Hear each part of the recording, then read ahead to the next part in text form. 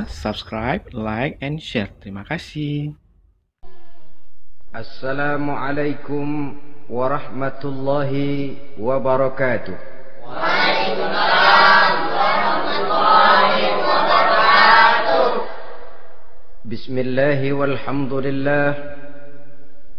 Wassalatu wassalamu ala sayyidina Rasulillah wa ala alihi wa sahbihi wa mawalah. La hawla wa la quwwata illa billah, amma ba'du.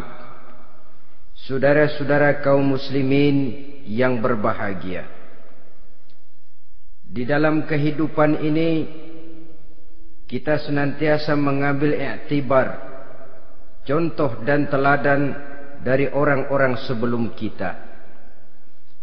Itu sebabnya kepada baginda Nabi kita Muhammad sallallahu alaihi wasallam Allah Subhanahu wa taala menjelaskan cerita para nabi sebelum beliau dalam ayat "Tsumma naqussu 'alaika min amba'ir rusuli ma nusabbitu bihi fu'adak."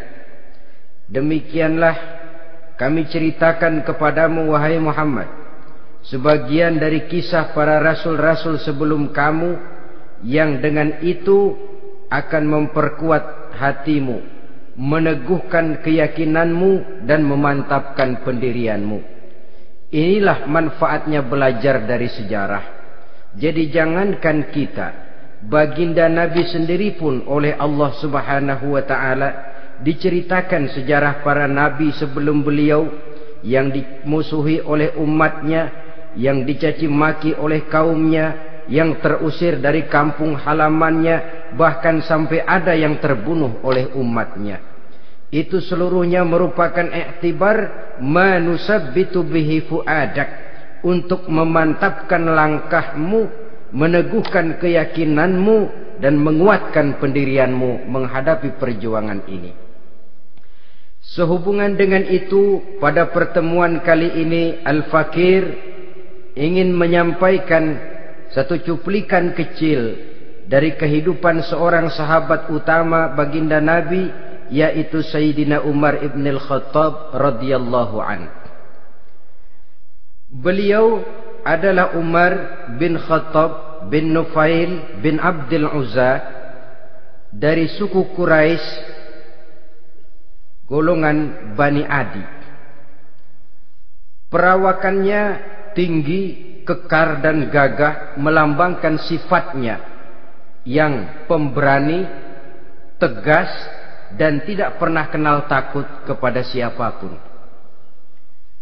Sebelum mendapat hidayah, Umar bin Khattab termasuk orang yang berdiri di barisan orang-orang yang memusuhi umat Islam. Ia terperangkap dalam tradisi jahiliyah, di mana gemar berperang dan bermabuk-mabukan juga merupakan hal-hal yang pernah dilaksanakan dalam kehidupannya sebelum beliau masuk ke dalam agama Islam. Oleh karena itu, dalam kehidupan beragama, hidayah merupakan sesuatu yang penting. Bagaimanapun banyaknya dosa dan kesalahan yang telah dilakukan oleh seseorang, tidak seharusnya menyebabkan ia putus asa dari rahmah Allah.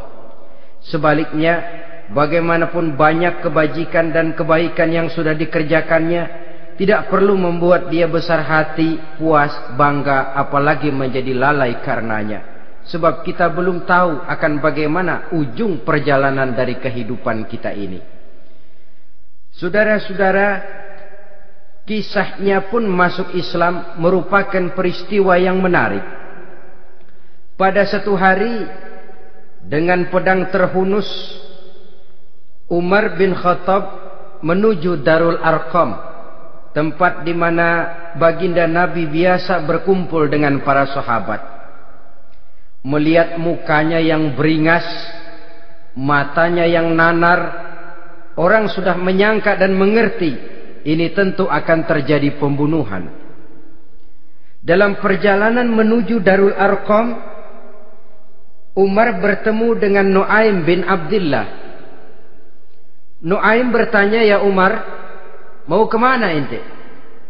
"Mau membunuh itu si murtad itu gitu. Si murtad yang mana? Yang mana lagi? Itu yang memecah belah kita, yang menghina berhala-berhala kita, yang menjelek-jelekkan nenek moyang dan keturunan kita. Siapa lagi kalau bukan Muhammad? Kata Nuaim Umar, enggak salah. Tidak salah lagi. Salah Umar. Salah kenapa? Apa kamu enggak malu? Kamu mau pergi membunuh Muhammad, sementara adikmu sendiri Fatimah, dia sudah termasuk salah seorang pengikut Muhammad. Mendengar ini, muka yang memang tadinya sudah marah dan merah, tambah jadi kelabu. Bukan main mangkelnya Umar bin Khattab. Orang lain dia musuhi, orang lain dia kejar-kejar. Ini malah adiknya sendiri menjadi pengikut dari baginda Nabi. Tidak jadi menuju Darul Arqam, dia berangkat ke rumah adiknya Fatimah. Adapun di rumah Fatimah sedang berkumpul Fatimah, suaminya Sa'id bin Zaid, dan seorang sahabat Habbab ibnul Arad. Mereka sedang membaca Quran. Waktu itu Quran belum lagi dijilid macam sekarang, jadi masih merupakan suhuf atau lembaran-lembaran tercecer saja. Ketuk pintu. Ya tentu tidak assalamualaikum karena dia belum Islam. Tok, tok, tok. Siapa di luar? Umar. Mendengar suaranya saja, ini sahabat yang namanya Habbab ibnul Arad sudah lari ke belakang pintu. Sambil komat kamit baca doa mohon diselamatkan oleh Allah. Adapun Fatimah yang sedang memegang suhuf, lembaran tulisan Quran itu, menyembunyikan suhuf itu di belakang bajunya. Umar masuk. Fatimah, saya bang. Apa benar berita yang saya dengar? Berita apa itu bang? Bahwa kau sudah masuk Islam. Bang, andai kata Muhammad memang benar, bagaimana? Sudahlah, jangan belit-belit. Jawab saja, kau masuk Islam benar atau tidak? Ya. Saudara hadirin, begitu dikatakan iya, tangannya langsung melayang, menampar muka adiknya ini, sehingga mengalir darah dari hidungnya. Suaminya Sa'id bin Zaid yang mencoba melindungi istrinya, dipegang lehernya, dibanting, diduduki dadanya. Oh ini jawara ini.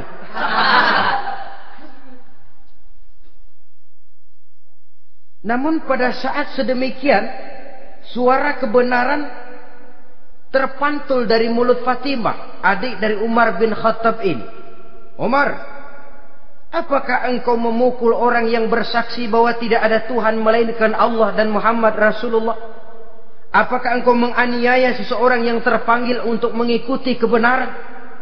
Manusia macam apa engkau, Umar? Saudara, memang dia orang keras, tapi hatinya mudah menerima kebenaran. Sehingga mendengar kalimat adiknya ini tercenung dia sejenak, melongo, bengong kata anak sekarang. Ini kalau tidak karena keyakinan yang mantap, tidak mungkin orang ini, anak adik saya ini bicara macam begini. Umar, mengapa engkau memukul orang yang bersaksi bahwa tidak ada Tuhan melainkan Allah dan Muhammad Rasulullah? Mengapa engkau pukul orang yang mengikuti kebenaran, menerima hidayah dari Allah? Begitu yakin dan mantapnya, walaupun di tengah satu hal yang sangat menakutkan. Siapa yang tidak takut orang Quraisy berhadapan dengan Umar bin Khattab yang dikenal sebagai singa padang pasir pada waktu itu? Malahan dia termasuk salah seorang jagoan di tradisi masyarakat jahiliyah itu. Ada satu pasar yang namanya pasar Ukaz. Tiap tahun di pasar itu diadakan pesta. Pertama pertandingan syair. Jadi penyair waktu itu jadi kebanggaan. Syair-syair yang menang itu digantung di dinding Ka'bah. Jadi setiap suku akan bangga kalau mempunyai ahli syair yang hebat. Nah, Lalu diadakan juga lah perlombaan balap kuda, memanah, termasuk gulat. Lah Umar ini tiap kali pertarungan mesti menang. Belum pernah ada yang berhasil mengalahkan dia. Jawara. Saudara-saudara, mendengar adiknya begitu mantap hatinya, apalagi ketika adiknya berkata begitu, suhuf, lembaran yang disembunyikan di belakang bajunya tersembul. Apa yang kau sembunyikan di balik bajumu itu? Suhuf. Apa suhuf itu? Lembaran Al-Quran. Coba saya lihat. Enggak boleh. Kenapa? Kamu kotor. Orang kotor tidak boleh megang Quran. Saya mau lihat. Enggak boleh. Kalau kamu mau lihat, mandi dulu. Diturutinya permintaan adiknya itu. Lalu diambilnya suhuf tadi. Dia baca. Kebetulan ayat yang dibacanya ayat pertama dari surah Toha yang berlanjut dengan ayat 14 pada surah yang sama. Dia baca, Bismillahirrahmanirrahim. Toha ma anzalna ilaikal Qur'ana litashqa illa tazkiratan liman yakhsha. Toha, tidaklah aku turunkan Al-Quran ini untuk bikin sukar manusia, melainkan merupakan pengingat bagi orang-orang yang takut kepada Allah. Lalu pada ayat ke-14, Innani anallahu la ilaha illa ana fa'budni.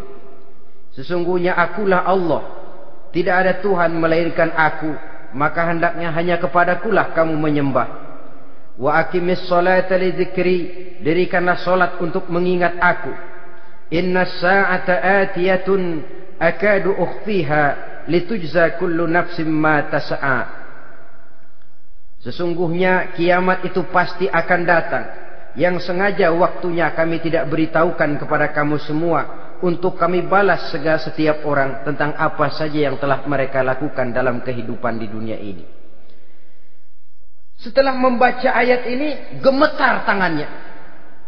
Ah, ini sih nggak main-main ini. Ini belum pernah saya baca ajaran semacam ini. Tidak patut orang yang mempunyai kitab suci semacam ini dimusuhi. Ini sesuatu yang benar, tergetar jiwanya. Hei, Fatimah, Muhammad di mana Muhammad? Saya tidak akan memberitahu kepada kamu.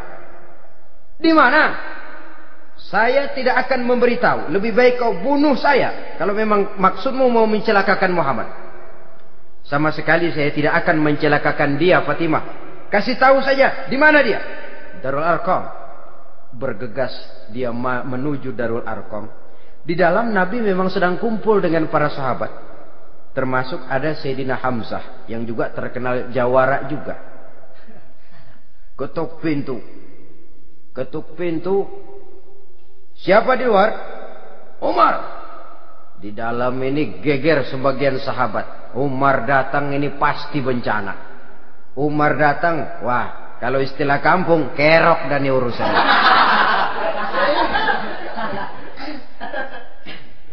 Tapi baginda Nabi menenangkan mereka. Tenang, mudah-mudahan ada hikmahnya. Sayyidina Hamzah tampil, bukakan dia pintu. Kalau niatnya baik, kita terima. Kalau niatnya tidak baik, saya paling depan. Dibukakan pintu. Begitu dibukakan pintu, Umar masuk merangkul baginda Nabi. Kemudian dengan tersendat, Ashhadu an la ilaha illallah wa ashhadu annaka ya Muhammad Rasulullah. Saya bersaksi tidak ada Tuhan melainkan Allah, dan saya bersaksi bahwa engkau hai Muhammad adalah utusan Allah. Sahabat takbir semua, Allahu Akbar, Allahu Akbar. Kegembiraan meliputi suasana ketika itu. Kenapa? Karena sebelumnya dikala Umar belum masuk Islam, dia merupakan ganjalan yang paling dikhawatirkan oleh umat Islam. Setelah dia masuk Islam, jelas merupakan satu keuntungan yang sangat besar. Dan dia tertarik kepada Islam bukan karena bujuk rayu orang, Tidak karena diberikan harta, tidak karena diiming-iming oleh kedudukan tinggi, tapi karena kebenaran. Hidayah menembus hatinya melalui wasilah ayat dalam surah Thaha yang dibacanya melalui suhuf yang dipegang oleh adiknya tadi. Sejak saat itu berubah 180 derajat Umar bin Khattab radhiyallahu anhu. Tetapi tetap dengan sifatnya keras, tegas, dan tidak pernah kenal takut kepada siapapun. Cuma kalau sebelum Islam dia kerasnya kepada Islam, setelah dia masuk Islam muter arah kepada siapapun yang memusuhi Islam. Dia bersikap keras, tegas, dan tidak pernah kenal takut. Bahkan setelah beliau masuk Islam, satu hari ketika di Darul Arqam kumpul-kumpul, waktu itu Nabi belum berdakwah secara terbuka karena pengikut masih sedikit. Sayyidina Umar usul, "Ya Rasul, ada apa Umar? Alasna 'alal haq fi mamatina wa mahyana?" Ya Rasul, bukankah kita ini berdiri di atas sesuatu yang benar? Bukankah mati kita, hidup kita untuk melaksanakan sesuatu yang benar? Bala ya Umar, betul Umar. Wallazi nafsi biyadih, innakum la'alal haq in muttum wa in hiyitum.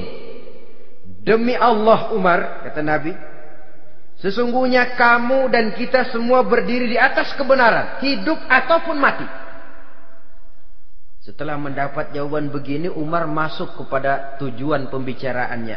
Izan ya Rasul, fafimal ihtifa. Kalau memang begitu ya Rasul, kalau memang kita yakin kita berdiri di atas kebenaran, kita hidup karena kebenaran, kita mati pun memperjuangkan kebenaran, fafimal ihtifa. Kenapa mesti ngumpet-ngumpet? Kenapa harus sembunyi-sembunyi? Wallazi ba'asaka bil haqq, demi Allah ya Rasul, la takhrujanna wa la nakhrujanna ma'ak. Tuhan harus keluar menyampaikan Islam ini secara terbuka, dan kami akan mendampingi Tuhan dengan segenap jiwa dan raga. Sekali masuk Islam gak tanggung-tanggung. Yang kayak begini ini yang kita perlukan sekarang ini. Begitu masuk Islam gak tanggung seluruhnya, jiwa dan raganya masuk Islam. Beliau yang pertama kali mengajukan ide, kenapa harus dakwah sembunyi ya Rasul? Wong kita berdiri di atas kebenaran, memperjuangkan sesuatu yang hak. Kalau kita mati, kita pun mati membela kebenaran. Kenapa mesti fafimal ikhtifa? Kenapa harus sembunyi-sembunyi? Mulai sekarang mari keluar ya Rasul, saya akan dampingi Tuhan, nyawa taruhannya. Saudara hadirin yang saya hormati, selalu dia tempat-tempat yang pernah dia melaksanakan maksiat sebelum dia Islam, selalu dia kunjungi, sampai dia berkata, tidak ada tempat yang pernah saya melakukan kesalahan sebelum saya Islam yang harus saya tutupi dengan kebajikan setelah saya Islam sekarang ini. Bahkan ada satu riwayat menjelaskan beliau itu yang tinggi badannya, kekar perawakannya, gemetar orang ngadepin dia. Tapi beliau sendiri sangat mudah gemetar kalau sudah mendengar ayat-ayat Allah. Sehingga ada satu riwayat menjelaskan Sayyidina Umar itu setelah masuk Islam, kalau sholat kadang-kadang bila menoleh ke kanan beliau senyum, bila menoleh ke kiri beliau menangis berurai air mata. Ada orang bertanya, ya Umar, kenapa menengok ke kanan kau senyum, ke kiri kau menangis? Itulah kalau saya ingat jahilnya saya sebelum Islam.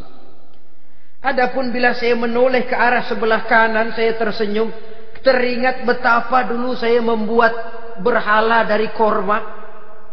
Saya tumpuk-tumpuk, saya susun begitu.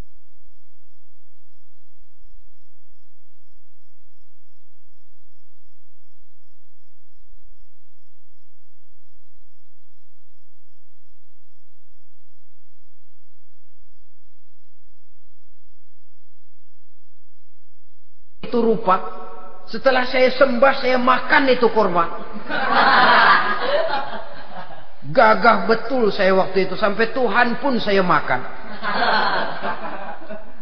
Adapun kalau saya menoleh ke kiri, teringat putri kesayangan saya yang terbawa oleh tradisi jahiliyah, takut menanggung aib, merasa malu mempunyai anak perempuan, sampai dia terkubur hidup-hidup.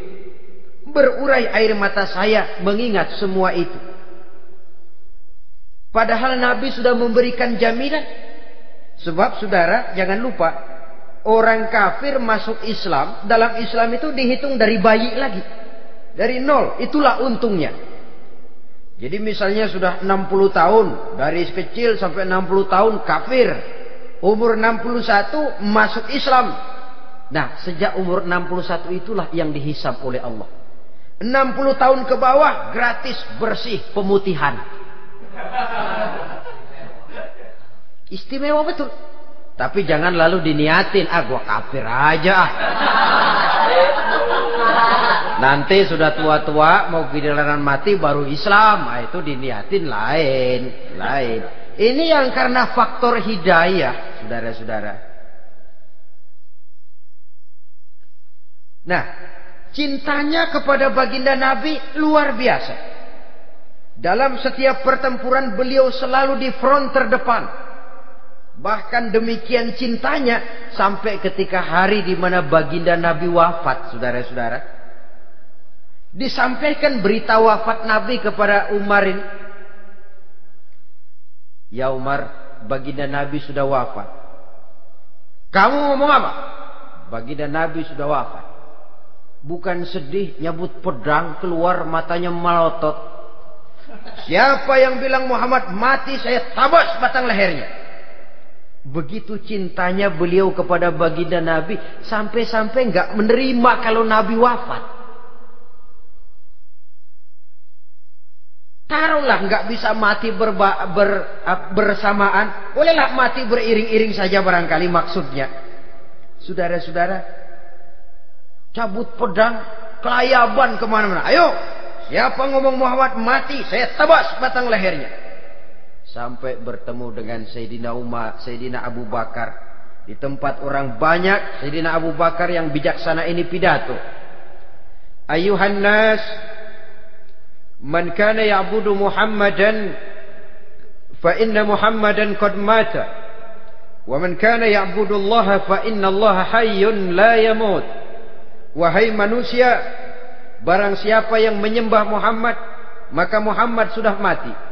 Tetapi barang siapa yang menyembah Allah, Allah akan hidup selamanya dan tidak akan pernah mati. Mendengar pidato ini, Sayyidina Umar sadar bahwa sebenarnya yang tidak bisa mati itu cuma Allah. Bagaimanapun agungnya baginda Nabi, besarnya baginda Nabi, tinggi akhlak budi pekertinya Nabi, cintanya beliau kepada Nabi, toh Nabi manusia dan manusia harus mati. Kemudian dibacakan surah Ali Imran ayat 144.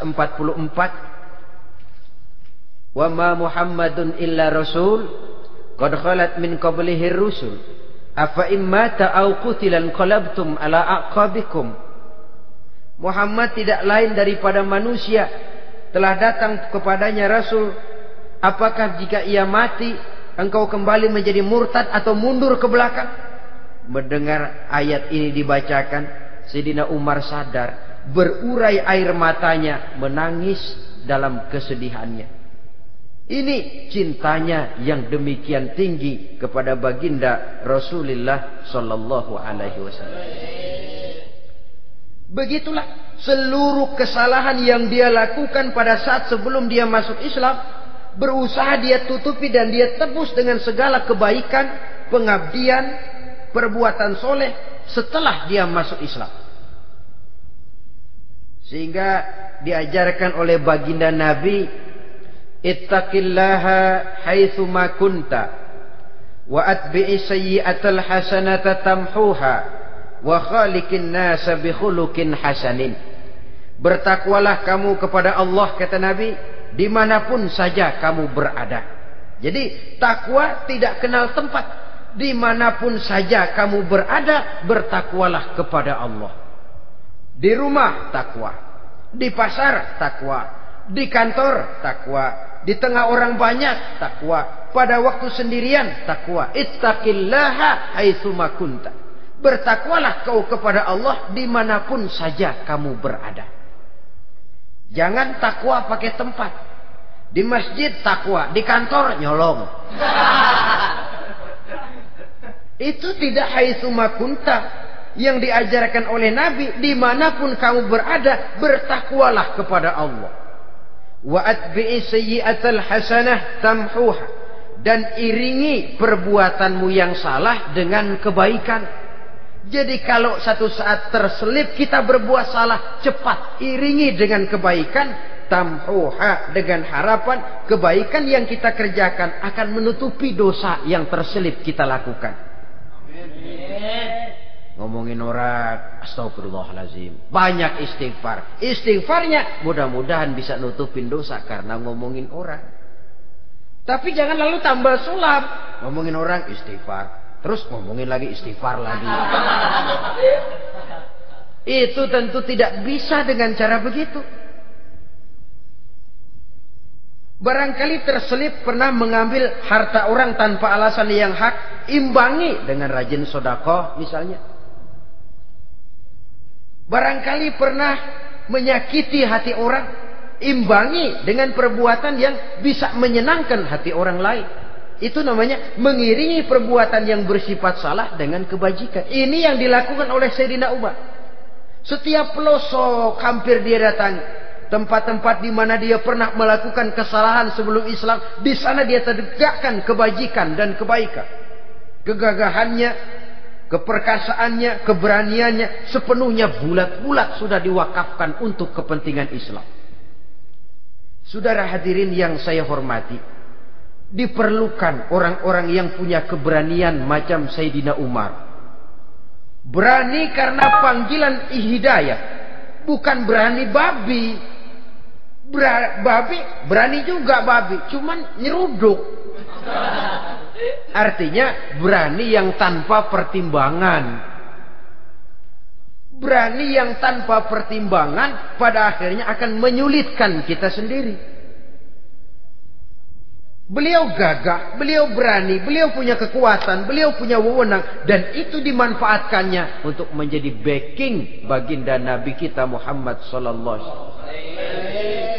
La takhrujanna wa la nakhrujanna ma'ak ya Rasul. Ya Rasul, keluar, sampaikan dakwah secara terbuka. Saya akan mendampingi Tuhan. Jika ada yang ganggu Tuhan, saya paling depan. Backing yang mendampingi Rasul untuk menyampaikan risalah Islamiyah ini. Saudara hadirin yang saya hormati, wa khaliqin nasa bi khuluqin hasanin, kata Nabi. Dan pergaulilah manusia dengan akhlak yang baik, karena dengan ini kau bisa mengambil hati orang. Dalam hadis lain katakan, innakum la tas'una an-nasa bi amwalikum walakin yas'uhum minkum bastul wajhi wa husnul khuluq. Kamu tidak akan bisa menyenangkan orang banyak dengan hartamu, tapi kamu bisa ambil hati mereka dengan budi pekerti yang luhur dan muka yang manis. Dengan harta belum tentu kita bisa menyenangkan semua orang, tapi budi pekerti yang luhur, muka yang manis, itu yang akan bisa membuat kau menyenangkan orang banyak.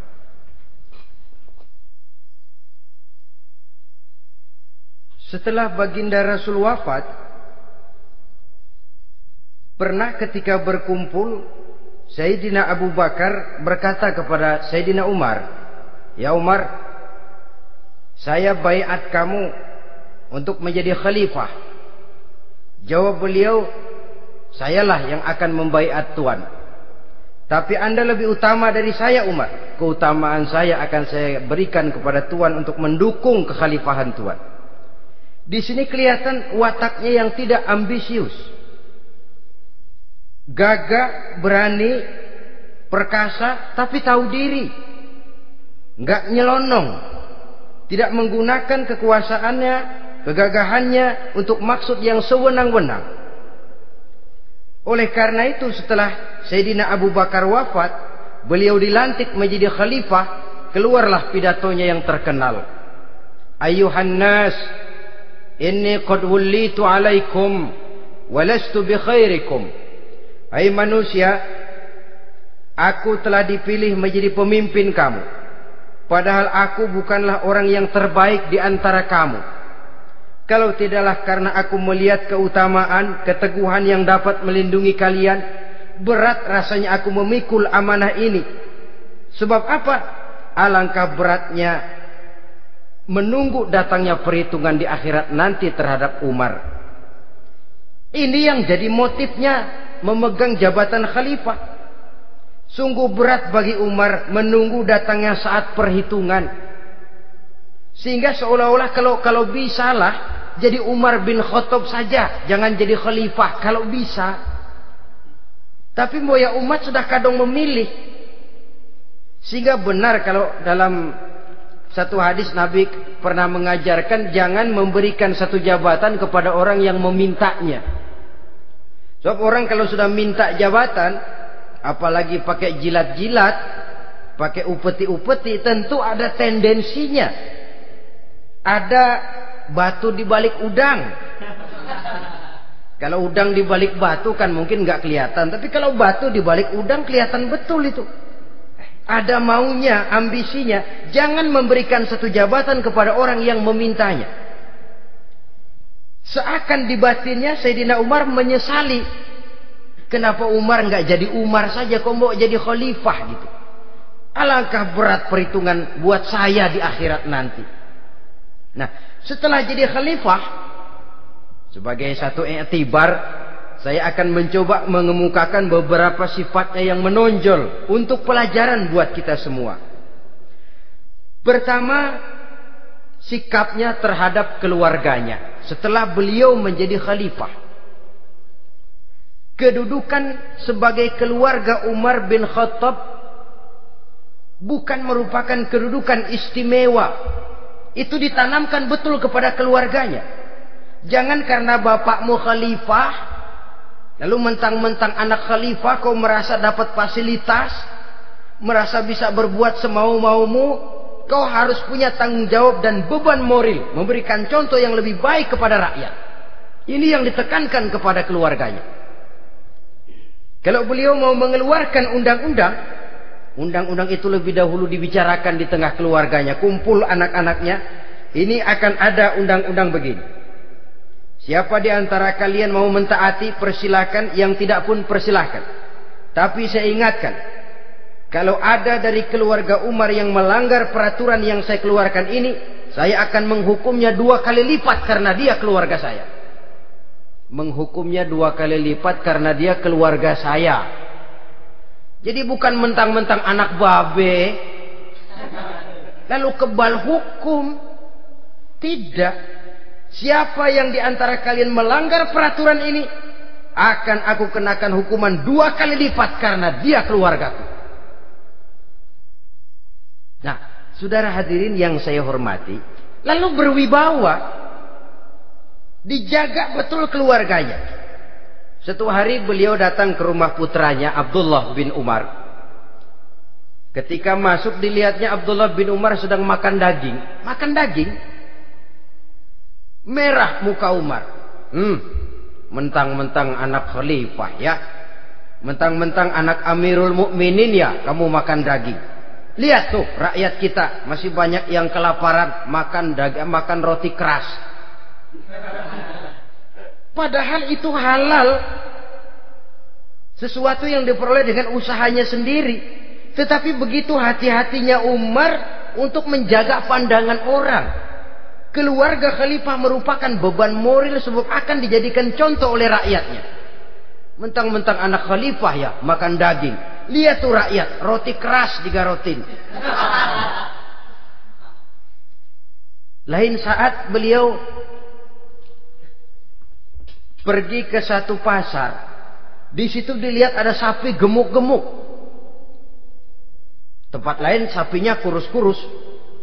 Tanya, ini yang gemuk-gemuk sapi siapa? Sapi Abdullah bin Umar. Sapi anaknya. Panggil Abdullah bin Umar, suruh sini. Datang anaknya. Abdullah bin Umar, bagaimana ceritanya sampai ini? Begini, Bapak. Dahulu itu dengan uang saya beli sapi kurus-kurus. Lalu saya rawat Saya berikan upah orang untuk merawat sapi-sapi itu.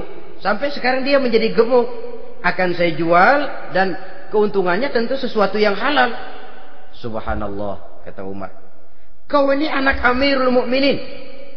Jual sapimu. Ambil modalnya, untungnya, masukkan baitul mal untuk urus kepentingan orang Islam. Dia nggak mau anaknya terlibat bisnis, ndompleng kekuasaan ayahnya. Karena mentang-mentang anak khalifah lalu segala macam bisnis lancar.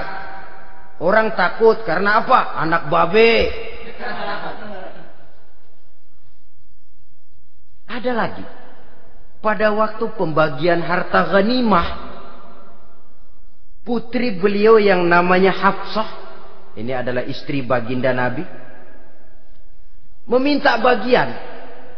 Kaum kerabat ayah, ini kerabat khalifah, kitalah dulu kerabat. Kalau kau kerabatku, maka jatahmu nanti dari ayahmu. Harta ini masih lebih banyak dibutuhkan oleh orang-orang Islam. Nanti belakangan, kalau ada sisanya. Belakangan kalau ada sisanya. La haula wala quwata illa billah.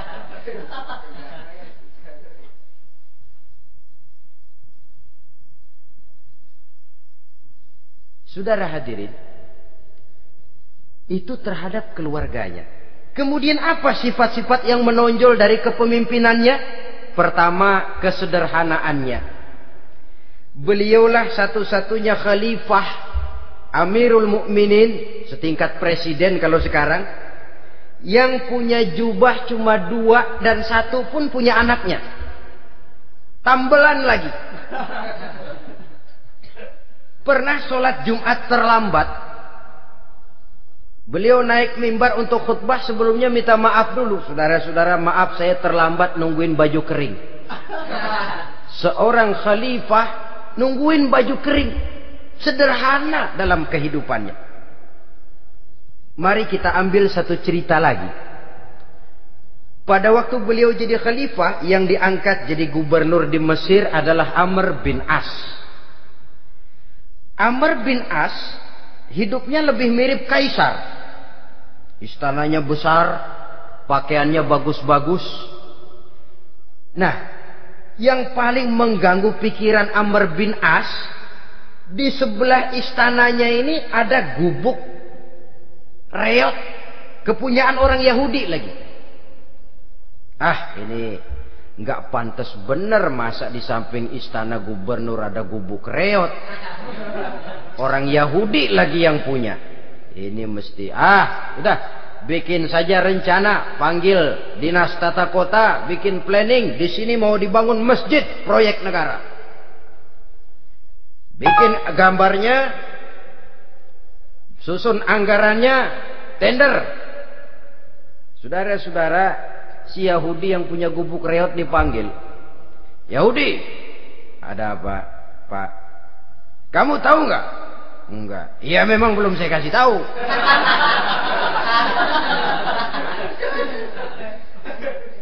Ada apa, Pak? Itu kamu punya gubuk. Tahu? Kena proyek. Proyek apa, Pak? Kami mau bangun masjid besar di situ. Dan tidak sesuai ada gubuk reot di samping tempat gubernur. Jadi maksud Bapak, gubukmu, tanah-tanahnya mau saya bebaskan. Saya beli. Enggak mau, Pak. Saya enggak mau jual. Saya bayar 2 kali lipat. Enggak mau. 3 kali lipat. 6 kali lipat juga enggak mau, Pak. Saya dari muda peres keringat banting tulang cuma segitu-gitunya, Pak, tempat saya tinggal. Gubuk reot sama tanahnya sedikit. Makmur saya, Pak, cuma rumah sama sumur.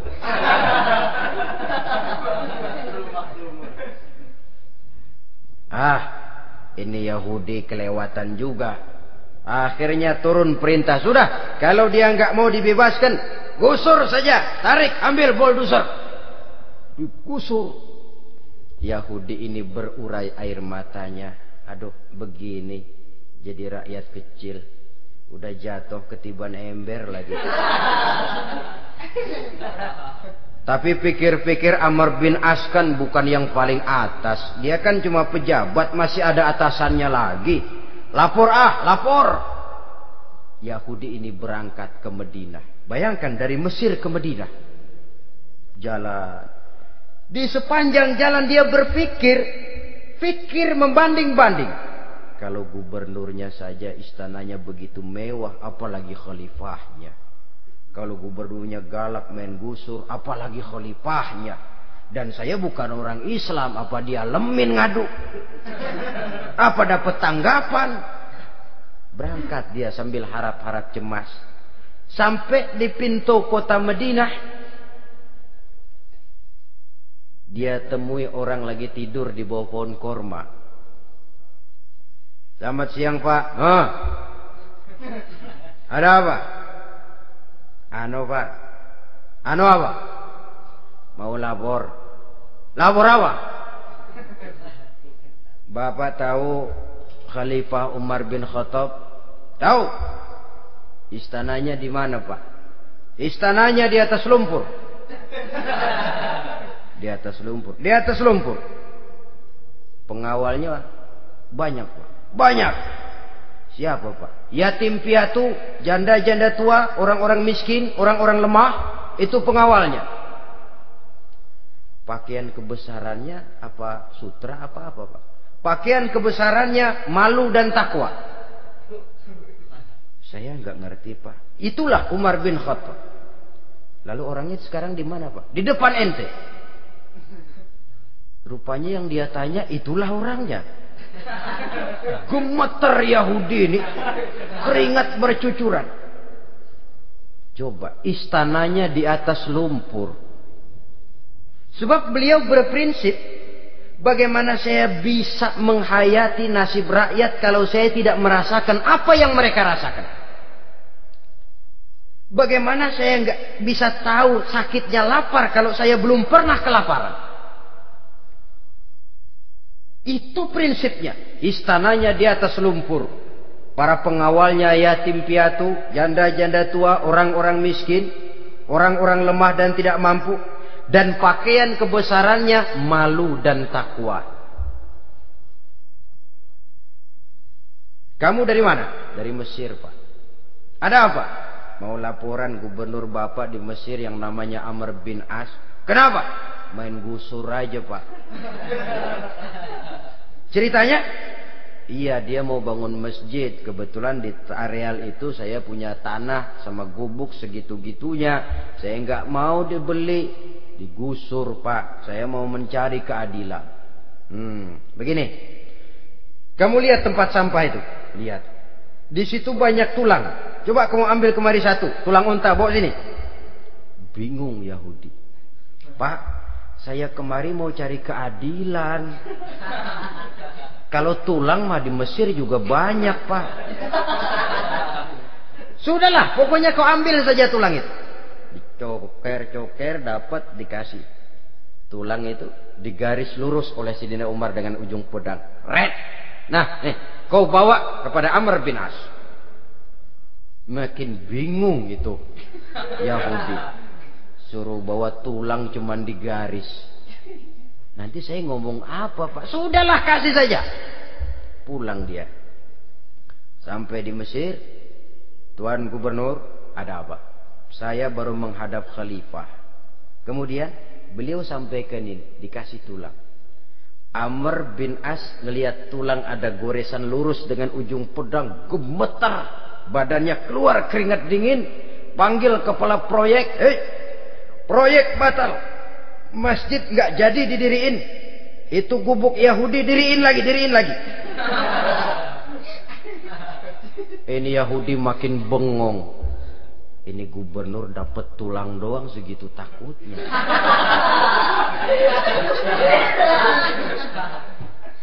Ada apa sebenarnya, Tuan Gubernur? Kamu tahu? Ini nasihat pahit buat saya dari Amirul Mukminin Umar bin Khattab. Seolah-olah beliau bilang, "Hai Amr bin As, jangan mentang-mentang sedang berkuasa ya. Pada suatu saat kau akan jadi tulang-tulang kayak begini. Maka mumpung kamu masih hidup dan berkuasa, berlaku lurus dan adillah kamu seperti lurusnya garis di atas tulang ini. Red. Lurus, adil, jangan bengkok. Sebab kalau kamu bengkok, nanti aku yang luruskan pakai pedangku. Siapa yang enggak ngeper digituin? Sampai akhirnya apa? Kata si Yahudi, Pak, kalau begitu Islam adil ya. Adil. Kalau gitu biarin dah, Pak, tanah saya. Mau kamu jual? Bukan saya jual, Pak, saya kasih aja dah. Campur gubuk-gubuknya, ambil aja dah.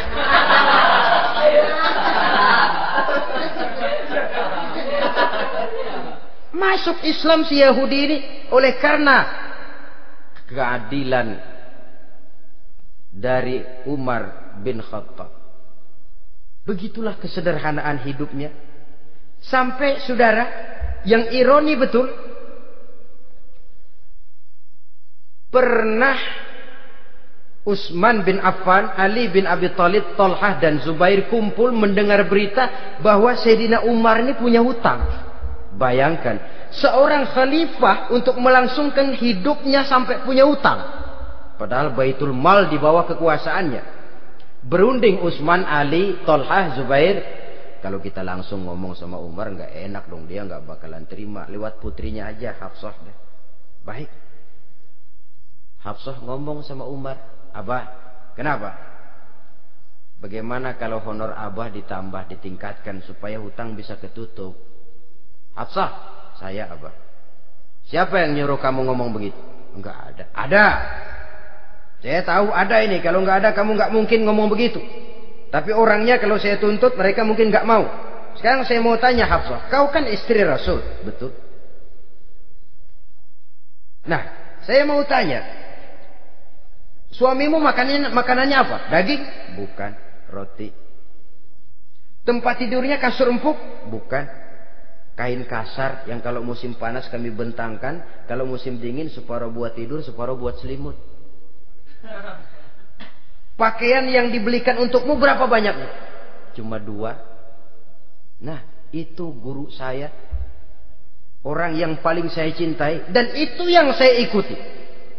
Bahkan setelah beliau wafat, Sayyidina Umar ini hutangnya ditanggungkan kepada anaknya Abdullah bin Umar, dan itu pun dilunasi dengan menjual rumahnya, sehingga rumahnya itu disebut Darul Qadha, rumah bayar hutang.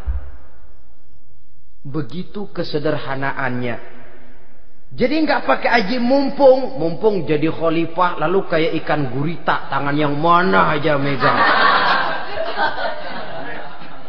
Itu kan mental monyet. Monyet itu kan begitu, tangan megang kiri kanan, mulut ngawal, kaki megang, temennya dikasih masih ngerampas juga. Monyet rakus betul itu. Itu kesederhanaannya. Kenapa kesederhanaan ini timbul? Karena sikap zuhudnya. Zuhud itu tarkud dunia li ajlil akhirah. Orang yang mengambil dunia hanya yang diperlukan dengan lebih mengutamakan kehidupan akhirat. Watak zuhudnya yang sangat menonjol. Dialah pahlawan yang paling berani di medan perang. Dialah imam yang paling khusyuk di masjid. Dan tidak jarang kalau sholat sendiri, begitu membaca ayat yang menceritakan neraka, nangis berurai air matanya. Saudara hadirin ma'asyiral muslimin rahimakumullah. Jadi kesederhanaan dan kezuhudan ini bukan lewat teori disampaikan oleh Umar. Bukan lewat penataran seluruh aparat, tidak. Lewat contoh konkret, inilah saya, contoh sederhana dan zuhud. Bagaimana saya akan bisa merasakan penderitaan ini kalau saya sendiri tidak pernah menderita? Bagaimana saya akan tahu sakitnya lapar kalau saya belum pernah kelaparan? Maka tanpa penataran, tanpa upgrading segala macam, berhasil karena prinsip keteladanan. Beliau jadi contoh utama. Dan sumber utamanya tentu tidak lain karena contoh dari baginda Nabi besar Muhammad sallallahu alaihi wasallam. 2, sederhana, yang kedua zuhud. Yang ketiga, sifat yang menonjol dari kekhalifahannya adalah adil. Kalau sudah bicara soal hukum, dia tidak pernah kenal kompromi. adalah seorang pemuka Nasrani masuk Islam. Namanya Jabalah bin Aiham. Ketika dia bikin haji, kain ihramnya keinjak orang Arab yang hitam. Badui. Jengkel. Dia merasa bekas tokoh. Enak aja nih orang udah jelek nginjak lagi. Ditempeleng orang tadi. Orang ini lapor kepada Umar. Panggil Jabalah bin Aiham. Panggil. Kau ditampar? Betul Khalifah. Tampar dia. Tampar lagi. Dipukul orang itu. Di depan Sayyidina Umar. Jadi tidak karena kau ini bekas kepala suku, kau ini bekas orang terhormat, lalu ada kebijaksanaan yang tidak bijaksana. Kebijaksanaan yang akhirnya jadi tidak bijaksana. Dan itu memang sudah dimulai dengan memblokir keluarganya. Tidak satu keluarganya pun yang boleh mempunyai perasaan bahwa menjadi keluarga khalifah merupakan fasilitas dan keuntungan. Kau jangan makan di atas punggungku. Kau jangan menikmati fasilitas di atas keringatku. Dan tidak ada keinginan mewariskan jabatan khalifah kepada anak-anaknya. Pernah beliau musyawarah. Saya bingung. Kenapa khalifah? Gubernur Kufah ini sulit nyari orang. Diangkat yang lemah, rakyat ngeluh. Diangkat yang keras, rakyat juga ngeluh. Ada calon khalifah. Kalau ini mah nggak salah lagi nih buat gubernur Kufah. Siapa? Abdullah bin Umar. Anak beliau sendiri. Melotot matanya. Jangan macam-macam kau. Cukup satu orang Umar memegang jabatan ini. Kalau berhasil, kami keluarga Umar sudah merasakannya. Kalau gagal, cukup kegagalan seorang Umar. Tidak berusaha mengorbitkan anaknya. Wah, anak babe diangkat jadi jadi Tidak, malah diblokir. Cari yang lain.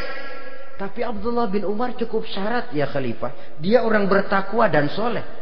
Yang takwa dan soleh bukan cuma anak Umar. Anak orang lain juga banyak yang takwa dan soleh. Itu prinsipnya.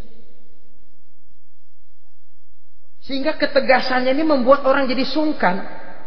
Dan tidak seorang pun berani kirim-kirim upeti hadiah. Pernah itu ada pejabat dari Azerbaijan kirim makanan. Kue, mending apa? Kue. Gitu dicicipi enak. Enak juga ya kue ini. Enak khalifah. Ini di sana apa makan rakyat biasa? Bukan. Ini makanan orang-orang VIP. Nah, dibungkus lagi itu kue. Dibungkus. Ontamu mana? Di luar. Ambil. Bawa pulang, serahkan lagi kepada gubernur di sana, kasih tahu salam dari Umar bin Khattab. Kenyangkan dulu rakyat dengan makanan seperti ini. Kita belakangan. Jadi kalau rakyat lapar, saya orang pertama yang akan merasakan kelaparan. Tapi kalau rakyat makmur, biarlah saya menjadi orang terakhir yang kenyang. Kan bagus prinsip itu. Jikalau rakyat kelaparan, saya akan jadi orang pertama yang merasakan lapar. Tapi kalau rakyat makmur, biar saya jadi orang terakhir yang kenyang. Jangan dibalik. Pada saat rakyat kelaparan, dia kekenyangan. Dan selanjutnya, sikap keadilannya ini, saudara-saudara, menyebabkan hukum lalu jadi berwibawa. Pernah beliau jalan-jalan di lorong kota Madinah. Di tempat yang namanya Harah bersama Aslam. Ada ibu-ibu, anaknya nangis. Lapar ma. Sabar, dikit lagi matang katanya. Emang tuh ibu lagi ngerebus. Bunyi, air ngegulak. Luguk. Umar lihati dari jauh. Belum juga matang. Nih anak dari nangis, lapar, sampai capek nangis, sampai tidur. Anak tidur, Umar samperin. Bu, emang masak apa sih kok nggak bisa matang? Saya nggak masak apa-apa tuan. Itu pating kerubuk apa? Ketika dibuka ya cuma air saja. Subhanallah, ibu sudah ngebohongi anak ibu sendiri. Habis harus bagaimana tuan? Saya sudah nggak punya makanan untuk dimasak. Sementara perut nggak kenal kompromi. Jalan satu-satunya, ya terpaksa anak saya bohongi. Saya bilang sebentar lagi matang sampai dia tidur sekarang ini. Memangnya Khalifah Umar gimana sih ngurusi rakyatnya? Subhanallah, dia orang zalim. Dia yang memegang urusan kami, tapi dia nggak tahu nasib saya. Anak kelaparan, keluarga terlantar. Oh begitu. Iya, zalim betul Umar bin Khattab itu. Kalau begitu ibu tunggu sebentar. Dia pulang bersama Aslam menuju Baitul Mal. Dia ambil tepung 1 karung, dipikul sendiri. Dipikul sendiri. Kata Aslam, ya Khalifah biar saya yang bawa. Jangan. Kenapa Khalifah? Apa kau kira kau sanggup mikul dosa saya di akhirat nanti? Biar saya yang mikul sendiri. Dia bawa ke tempat tuh ibu-ibu. Dia masakin sendiri. Nah bu, sudah matang, persilakan masak. Makan. Alhamdulillah Tuan. Mudah-mudahan Allah memberkahi Tuan. Tuan lebih baik dari Umar bin Khattab yang zalim itu. Memang sebenarnya Tuan siapa? Kata tuh ibu. Saya. Iya. Saya ya Umar bin Khattab yang ibu bilang zalim itu. Gemetar si ibu. Gemetar si ibu. Tapi memang peka dan menghargai kritik orang. Tidak membungkam setiap orang yang nadanya sumbang atau berbeda. Kadang beliau berkata, saya khawatir karena orang terlalu segan dengan saya, lalu nggak ada yang berani negor kalau saya salah. Kan begitu biasanya. Karena sudah terlalu segan, lalu semuanya orang mau diaminin saja. Asal dibilang nggak benar, marah, jengkel. Lalu disingkirin, maunya diiyain, inge kulonuwun. Oke bos. Beliau bilang, saya khawatir kalau tidak ada orang yang mau menegur kesalahan saya jika saya terlanjur nanti. Tahu-tahu muncul orang, demi Allah, saya akan menegur Tuan dengan pedang saya ini. Cerah mukanya, senyum bibirnya, alhamdulillah. Anak muda, saya memerlukan orang macam kau. Yang berani berkata ya terhadap yang benar dan tidak terhadap yang tidak benar, apa dan bagaimanapun resikonya. Di sini kelihatan sikap beliau menghadapi orang yang berbeda pendapat. Keadilan, keberanian dan ketegasan, cepat menerima kebenaran, merupakan serentetan dari sifat-sifat utama beliau sejak masuk Islam sampai menjadi khalifah yang kedua. Bahkan dengan jasa beliau, Islam kemudian tersebar, menembus dinding Jazirah Arabia, memasuki Bizantium dan Persia, sehingga beliau juga dikenal sebagai periode Al-Futuhat Al-Islamiyah. Nah saudara-saudara, inilah cuplikan kecil dari kehidupan seorang agung dan besar yang memang sangat terbatas kata-kata untuk melukiskan kebesaran itu.